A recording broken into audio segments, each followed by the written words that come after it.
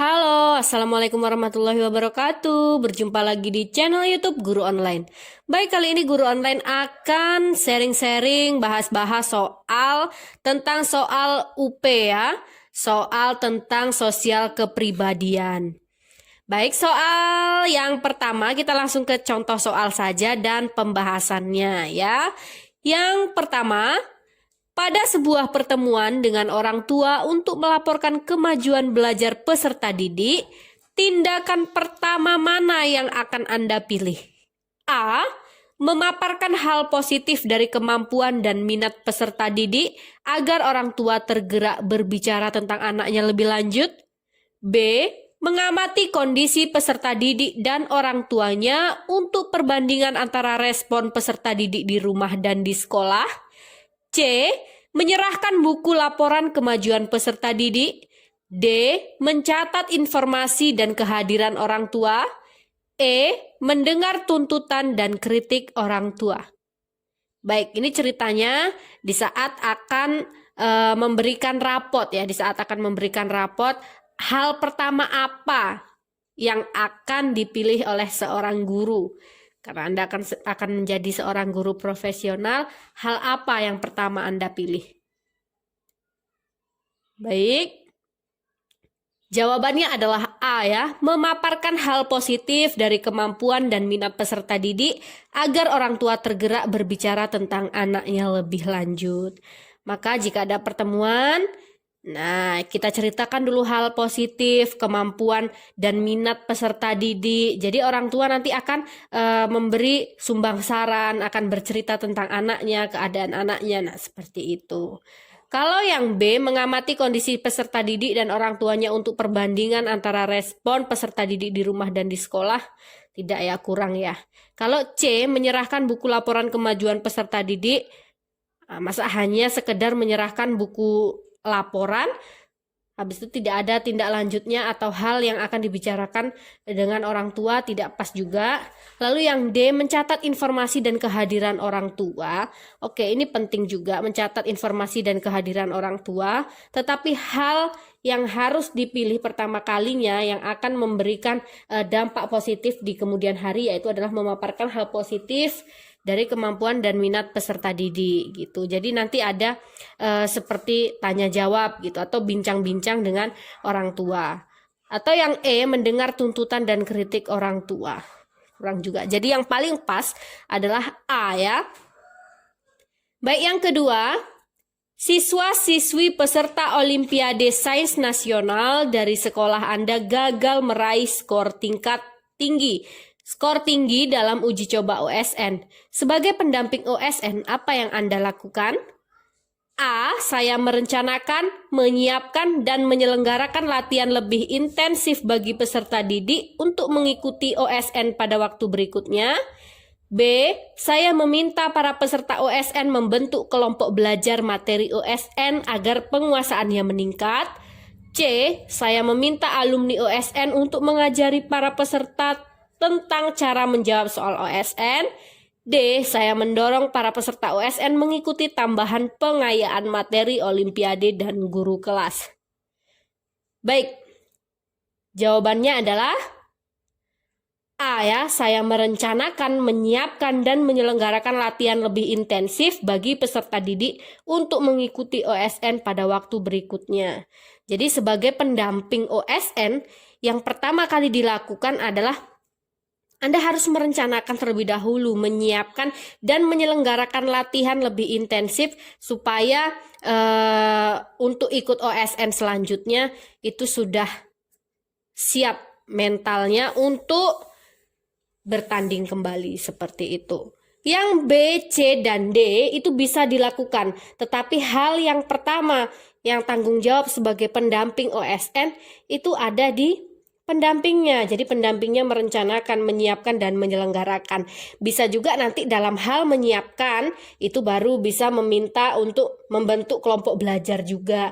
Bisa juga dengan mengundang alumni OSN untuk mengajari. Bisa. Itu tata cara selanjutnya setelah Anda merencanakan, menyiapkan, dan menyelenggarakan latihan lebih intensif. Jadi A ya, jawabannya yang lebih tepat. Baik, yang ketiga, Bekerja sistematis menurut Anda yang utama adalah ketika titik-titik. A. Bekerja menurut intuisi. B. Bekerja sesuai prosedur dan dengan target fleksibel. C. Bekerja bertahap sesuai rencana memperoleh capaian proses pembelajaran yang lebih baik. D. Bekerja keras dengan sungguh-sungguh meski dalam kondisi penuh tekanan. E. Bekerja sesuai rutinitas. Baik, bekerja sistematis. Jawaban yang benar adalah C ya, bekerja bertahap sesuai rencana memperoleh capaian proses pembelajaran yang lebih baik. Baik. Yang nomor 4.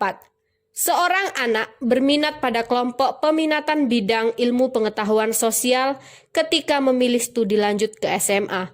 Namun orang tuanya bersikukuh agar anaknya memilih peminatan pada bidang ilmu pengetahuan alam. Orang tua menginginkan anaknya menjadi dokter agar masa depannya terjamin.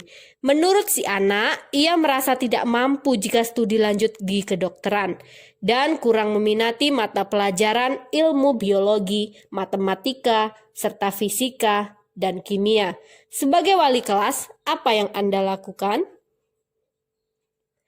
A. Menasehati si anak untuk patuh pada orang tua yang telah memilihkan masa depan yang baik karena tidak ada orang tua yang berniat menjerumuskan anaknya.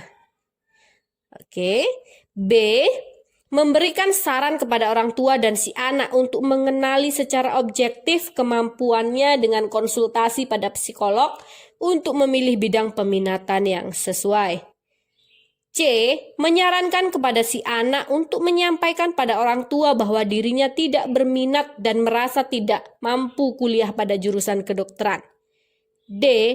Melakukan kunjungan rumah dengan membawa data prestasi si anak sebagai bahan diskusi dengan orang tua agar memahami potensi anaknya. E. Bersama guru BK, Anda sebagai wali kelas akan memfasilitasi pertemuan antara orang tua dengan siswa. Anda akan mendiskusikan bersama-sama dengan menggunakan data-data sebagai dasar keputusan objektif. Baik, yang mana? Silakan dibaca-baca terlebih dahulu. Jadi, peran apa sebagai wali kelas yang bisa dilaksanakan ketika siswa mengeluh tentang orang tuanya, bahwa orang tuanya menyuruh untuk memasuki jurusan IPA namun dia lebih berminat ke IPS. Baik, jawaban yang benar adalah E ya. Bersama guru BK, Anda sebagai wali kelas akan memfasilitasi pertemuan antara orang tua dengan siswa. Anda akan mendiskusikan bersama-sama dengan menggunakan data-data sebagai dasar keputusan objektif. Jadi, bersama guru bimbingan konseling, wali kelas didampingi dengan guru BK, memfasilitasi pertemuan antara anak kita di sekolah yang bermasalah dengan orang tuanya.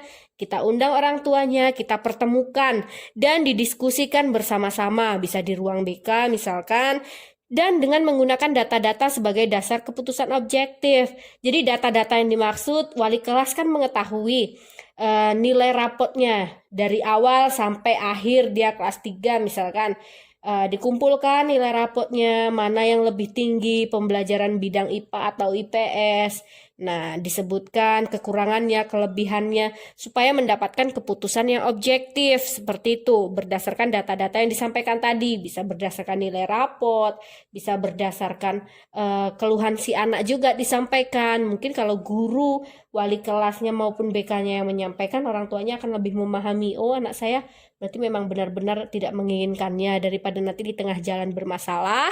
Nah, maka diambillah keputusan bersama di situ. Bisa seperti itu ya.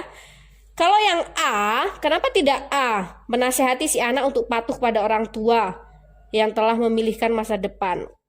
Kan ibarat kata jurusan untuk memilih jurusan IPA atau IPS itu kan berdasarkan memang kemampuan, kesukaan, lagi yang menjalaninya adalah si anak tadi. Kalau anak merasa berat ketika akan dipaksa, guru pun ikut-ikut memaksa, nah, ikuti sajalah apa kata orang tua memilihkan yang terbaik. Kalau tidak pas di anak, kasihan si anaknya tadi, seperti itu.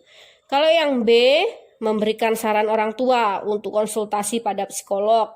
Nah, kita maksimalkan dulu peran yang ada di sekolah, bisa dengan guru bimbingan konseling dan wali kelas tadi, tidak langsung ke psikolog seperti itu. C. Menyarankan kepada si anak untuk menyampaikan pada orang tua bahwa dirinya tidak berminat. Nah, ini tadi sebetulnya lebih baik apabila ada perwakilan untuk berbicara. Jadi ada yang mewakili gitu, ada yang sebagai penengah seperti itu, yaitu guru dan guru BK tadi, supaya mendapatkan keputusan yang objektif tadi. Kalau si anak saja nanti yang berbicara dengan orang tua, takutnya orang tua tidak memahami, malah terjadi keributan, bisa-bisa seperti itu kan. Nah, seperti itu. Baik, nomor 5.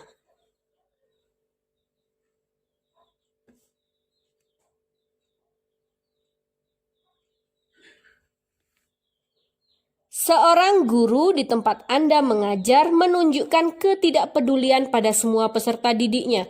Guru tersebut hanya datang saat mengajar dan tidak berkenan membimbing peserta didik yang mengalami kesulitan pelajaran. Sebagai teman sejawat sesama guru, apa yang akan Anda lakukan? A. Saya akan mengajukan usulan kepada kepala sekolah agar memberikan teguran pada guru tersebut. B.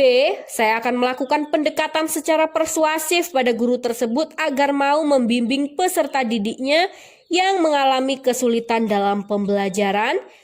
C. Saya akan mengajukan saran kepada kepala sekolah agar mengevaluasi kinerja guru setiap bulan, sehingga diharapkan dapat memperbaiki kekurangan guru dalam melaksanakan tugasnya. D. Saya akan diam saja karena hal ini bukan merupakan tanggung jawab saya. E. Saya akan meminta teman terdekat dari guru tersebut untuk menyampaikan nasihat agar berkenan untuk membimbing peserta didiknya. Baik, silakan dibaca terlebih dahulu.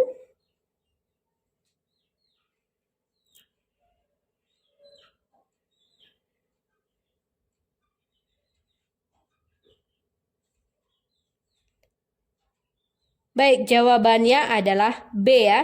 Saya akan melakukan pendekatan secara persuasif pada guru tersebut agar mau membimbing peserta didiknya yang mengalami kesulitan dalam pembelajaran. Baik, pendekatan persuasif. Pendekatan persuasif ini adalah pendekatan dengan cara yang halus, sopan, ajakan yang sangat halus, yang dengan cara sedemikian rupa supaya lawan bicara tidak tersinggung, seperti itu ya. Jadi pendekatan persuasif ini sangat bagus ke teman sejawat, ke siswa apabila ada yang bermasalah. Jadi tidak langsung harus menegurnya dengan cara yang kasar atau langsung atau spontan. Jadi lakukanlah dengan cara pendekatan secara persuasif seperti itu.